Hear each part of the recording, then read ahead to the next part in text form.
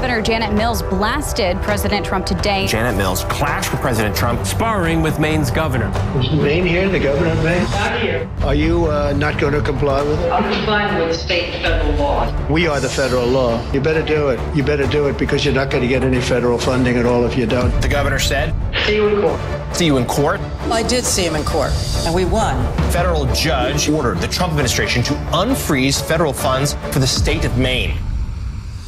You know, my father was a seventh-generation Mainer who stood up for people who couldn't stand up for themselves. And when I was little, he told me, you can't let bullies have their way, or they'll never stop. So I heard my father's voice when the bullies in power said a woman couldn't be a prosecutor, or an attorney general, or a governor. So I fought back, and I won.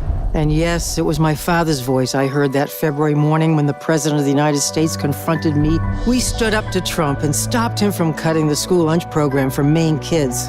But there are too many politicians in Washington, including Susan Collins. Susan Collins, we want to thank. Who've forgotten their principles and let bullies like Trump have their way. And it's hurting Maine people. I've never backed down from a bully, and I never will. Honestly, if this president and this Congress were doing things that were even remotely acceptable, I wouldn't be running for the U.S. Senate.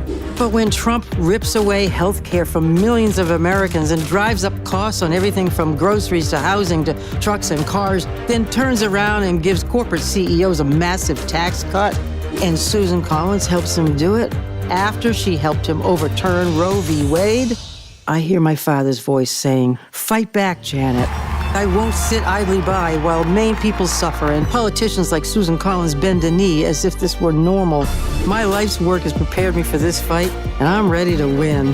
This election will be a simple choice. Is Maine going to bow down or stand up? I know my answer.